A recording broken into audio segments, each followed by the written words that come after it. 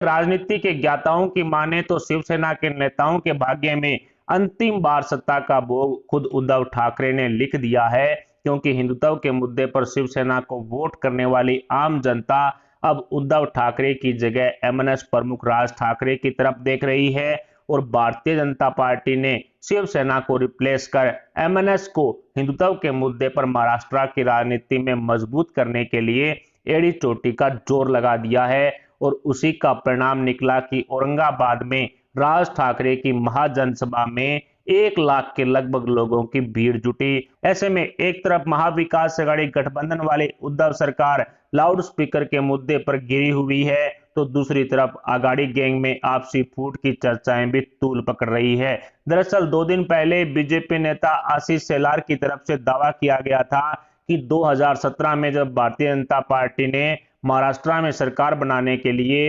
NCP supremo Sharad Pawar से ऊपर से समर्थन मांगा था, तब शरद पवार ने शिवसेना से सारे रिश्ते नाते तोड़ने की शर्त बीजेपी के सामने रखी थी और सत्ता की कुर्सी हासिल करने के लिए शरद पवार किस हद तक जा सकते हैं, इस पर भी खुलासा किया है। बीजेपी के इस दावे बाद उद्धव ठाकरे शिवसेना नेताओं के दिए गए बयानों पर भी गौर कर रहे हैं, जिसमें शिवसेना के नेताओं ने एनसीपी सुप्रीमो शरद पवार पर आरोप लगाते हुए कहा था कि शरद पवार शिवसेना को अंदर ही अंदर खोखला कर रहे हैं। और मजे की बात देखिए कि शरद पवार ने अभी तक बीजेपी नेता के इस दावे का खंडन नहीं किया है, जिसके बाद शिवसेना में शरद पवार के कारनामों की चर्चाएं तेज हो चुकी है। हालांकि बीजेपी नेताओं द्वारा पूर्व में भी शिवसेना के 25 से ज्यादा विधायकों में उद्धव सरकार के खिलाफ रोष व्याप्त होने की बात कही गई थी और शिवसेना के 25 विधायकों द्वारा जल्द ही भारतीय जनता पार्टी का दामन थामने वाला दावा भी किया गया था,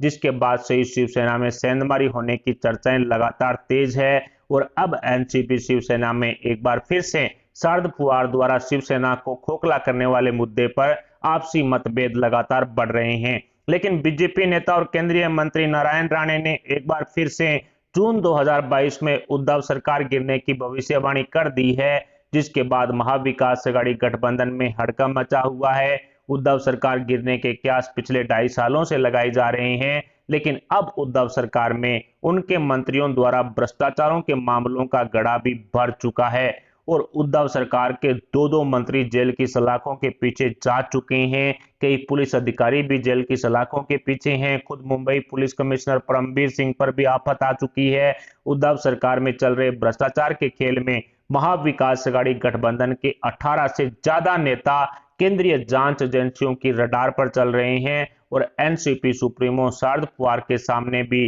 अपनी पार्टी के नेताओं पर चल रही जांच की आंच से बचाने की बड़ी चुनौती है, जो महाराष्ट्र की राजनीति में कई संभावनाओं को जन्म दे चुकी है। क्योंकि NCP supremo Sharad Pawar, BJP नेता अमित शाह यानी कि गृह मंत्री अमित शाह, प्रधानमंत्री नरेंद्र मोदी जी, जेपी नड्डा और देवेंद्र फडणवीस आदि के साथ कई बार गुप्त मीटिंगें कर चुके हैं। इसके अलावा खुद मुख्यमंत्री उद्धव ठाकरे ने कांग्रेस आलाकमान सोनिया गांधी की फजीहत करने का काम भी कर दिया है, जिसके बाद पूरी सोनिया सेना उद्धव ठाकरे के खिलाफ मोर्चा खोल चुकी है। रामनवमी और हनुमान जन्मोत्सव पर निकाली गई शोभा यात्राओं में कई जगहों पर हुई हिंसा का आरोप मोदी सरकार पर लगाने के लिए कांग्रेस आलाकमान सोनिया गांधी ने कई विपक्षी नेताओं और 13 गैर बीजेपी शासित मुख्यमंत्रियों के साथ मिलकर एक संयुक्त बयान मोदी सरकार के खिलाफ जारी किया। लेकिन गैर बीजेपी शासित मुख्यमंत्री उद्धव ठाकरे ने इस संयुक्त बयान वाले लेटर पर हस्ताक्षर करने से मना कर दिया,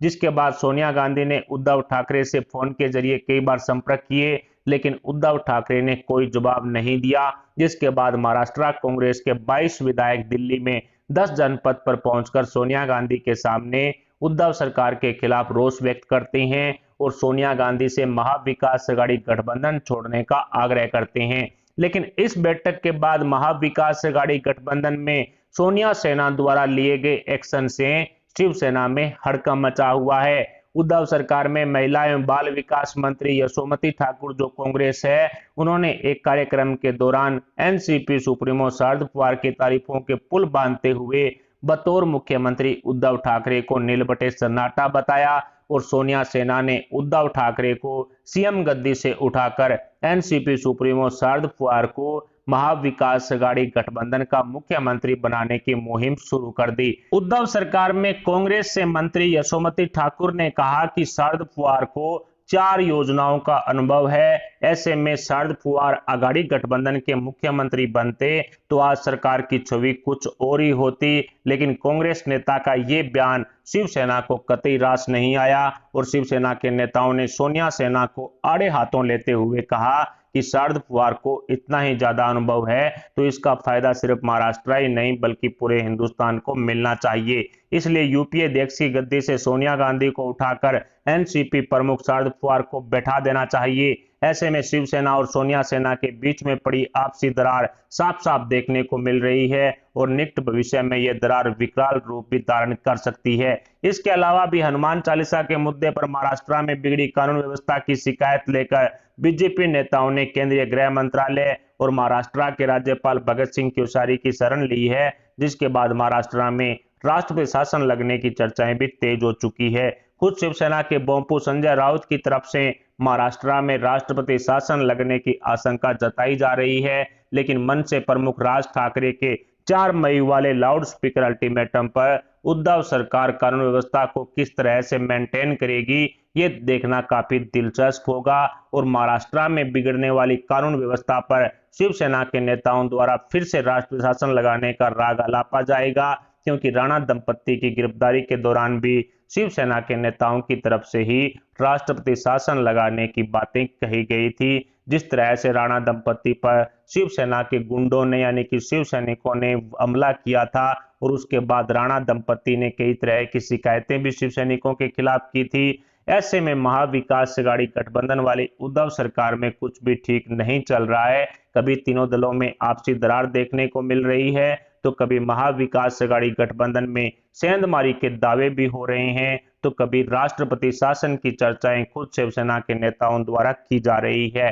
फिलहाल महाविकास अघाड़ी गठबंधन की स्थिति देखने के बाद क्या भारतीय जनता पार्टी शिवसेना के 25 से ज्यादा विधायकों में सेंधमारी कर चुकी है? क्या महाविकास अघाड़ी गठबंधन सरकार जून 2022 तक गिरेगी? क्या शिवसेना की तरफ से जो राष्ट्रीय शासन लगने की बातें कही जा रही है उसमें किसी तरह का दम है? इन सभी सवालों पर आप अपने विचार हमें कमेंट बॉक्स में जरूर बताएं और साथ ही बताएं कि राज ठाकरे जो 4 मई को सभी लाउड स्पीकरों में हनुमान चालीसा पढ़ेंगे उस पर उद्धव सरकार किस तरह का एक्शन लेगी। फिलहाल इस पर खबर पर इतना ही, मिलते हैं अगली वीडियो अगली अपडेट के साथ, तब तक के लिए जय हिंद